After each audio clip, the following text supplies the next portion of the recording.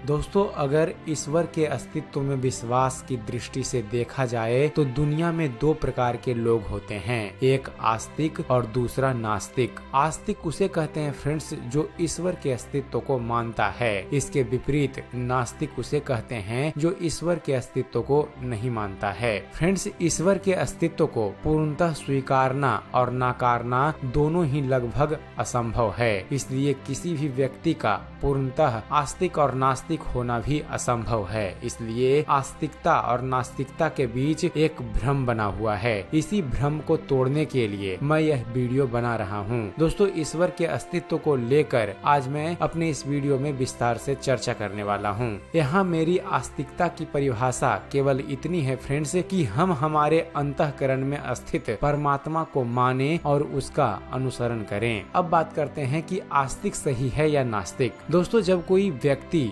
आस्तिक है किंतु जरूरी नहीं कि वह सही हो। ठीक ऐसे ही कोई व्यक्ति नास्तिक है, इसका मतलब यह नहीं कि वह गलत है। किसी भी इंसान के सही या गलत होने का निर्धारण उसके गुण, धर्म और स्वभाव तथा चिंतन, चरित्र और व्यवहार से किया जाता है, न कि उसकी मान्यता से। यदि आप सोच रहे हैं कि आस्तिकता किसी व्यक्ति के सही होने का प्रमाण पत्र है तो आप गलत सोच रहे हैं। जब तक आस्तिकता को आत्मसात न किया जाए, नास्तिक बने रहना अधिक श्रेयकर है। स्वामी राम तीर्थ कहते हैं कि अधूरा आस्तिक बनने से नास्तिक बने रहना ज्यादा अच्छा है। वास्तव में गहराई से यदि देखा जाए फ्रेंड्स, तो तीर्थ स्थानों पर जितने आस्तिक लोगों का मेला रहता है उसमें से अधिकांश लोग छुपे हुए नास्तिक होते हैं। अब सवाल यह उठता है कि छुपा हुआ नास्तिक किसे कहते हैं। तो दोस्तों, कुछ लोग ऐसे होते हैं जो सार्वजनिक रूप से ईश्वर के अस्तित्व को नकार देते हैं। उन्हें स्पष्ट नास्तिक कहा जा सकता है। किंतु जो लोग बाहर से आस्तिक और आध्यात्मिक होने का दिखावा करते हैं किंतु जिनके गुण, धर्म, स्वभाव नास्तिकों की तरह होते हैं, उन्हें छुपे हुए नास्तिक कहते हैं। ऐसे लोग ईश्वर और धर्म की आड़ में अपना धंधा चलाते हैं। अब सवाल यहाँ यह उठता है कि आस्तिकता और नास्तिकता में अंतर क्या है। तो फ्रेंड्स, असल में आस्तिकता और नास्तिकता में बहुत ही मामूली सा अंतर होता है, जिसे पकड़ने के लिए गहन अध्ययन की आवश्यकता है। आप समझते हैं कि आप आस्तिक हैं, लेकिन खुद से पूछिए, क्या मैं आस्तिक हूँ? क्या मैं ईश्वर के अस्तित्व को मानता हूँ? अगर आप ईश्वर के अस्तित्व को मानते हैं तो फिर आप कोई भी गलत कर्म नहीं करते होंगे। यदि करते हैं तो फिर आप ईश्वर को कहाँ मानते हैं? क्या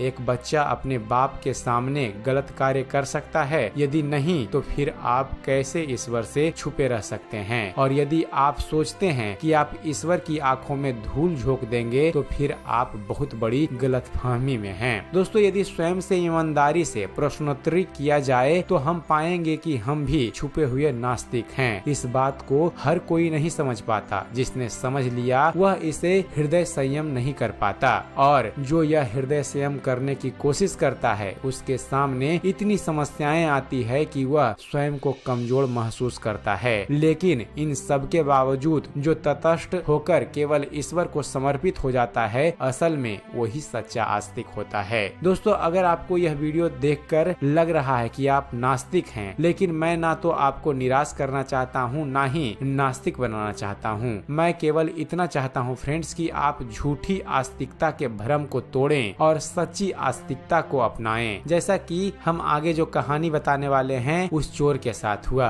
कहानी कुछ ऐसी है फ्रेंड्स कि एक मामूली सा चोर था जो लोगों के खेतों से धान चुराया करता था। चोर के परिवार में उसकी पत्नी और उसका एक बेटा रहता था। आज पहली बार चोर ने सोचा कि अपने बेटे को भी चोरी करना सिखाना चाहिए। वह अपने बेटे को साथ लेकर एक खेत में चोरी करने गया। उसने बेटे को खेत के एक कोने पर ऊंची जगह बिठा दिया और कहा कि मालिक देखे तो चिल्लाकर मुझे बताना और भाग जाना। चोर गया खेत में और धान काटने लगा। कुछ ही देर में चोर का बेटा चिल्लाया, मालिक ने देख लिया, मालिक ने देख लिया। चोर तुरंत उठकर भागा। आगे आगे बेटा, पीछे पीछे चोर। कुछ ही दूर जाने पर चोर ने देखा कि कहीं कोई नहीं है। उसने बेटे को रोका और पूछा, अरे किसने देख लिया? बेटे ने ऊपर की ओर इशारा करते हुए कहा, मालिक ने देख लिया। चोर ने झुंझलाकर कहा, अरे मूर्ख, मैं उस मालिक की बात नहीं कर रहा हूँ। खेत का मालिक कहाँ है? बेटा बोला, बाबा आप ही कहते हैं, वह सबका मालिक है। फिर खेत का मालिक मैं किसी और को क्यों मानूं? चोर बोला, परंतु किंतु बेटा हमें खतरा केवल इस खेत के सांसारिक मालिक से है, ऊपर वाले से हमें कोई खतरा नहीं। चोर का बेटा बोला, एक बात बताइए बाबा, क्या इस खेत का मालिक उस ऊपर वाले मालिक से बड़ा है? चोर बोला, नहीं तो। तब बेटा बोला, तो फिर बाबा आप ही बताइए, जो कार्य इस मालिक की नजरों में गलत है वो उसकी नजर में सही कैसे हो सकता है? उल्टा ही वह बड़ा है और उसकी नजरों में तो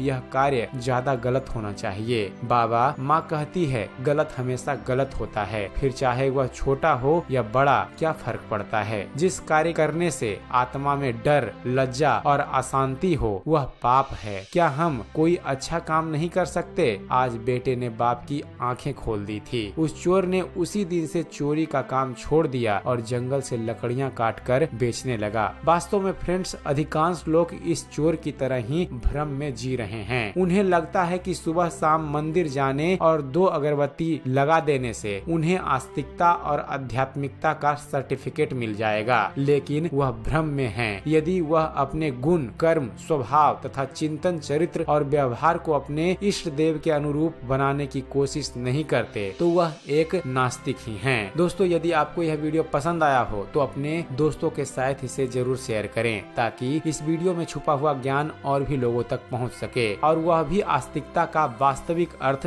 समझ सकें, उसे अपने जीवन में धारण कर सकें। दोस्तों, यदि आप इस वीडियो से जुड़ा हुआ कोई सुझाव देना चाहते हैं तो आप हमें कमेंट्स जरूर कीजिएगा, क्योंकि आपका एक कमेंट हमें अच्छी से अच्छी वीडियो बनाने के लिए प्रोत्साहित करता है। और दोस्तों, ऐसे ही धर्म और इतिहास से जुड़े हुए ज्ञानवर्धक वीडियो देखते रहने के लिए आप हमारे चैनल ज्ञान मंथन को सब्सक्राइब करना ना भूलिएगा। आप हमारे चैनल को सब्सक्राइब कीजिए और देखते रहिए, जानते रहिए। धन्यवाद। जय हिंद।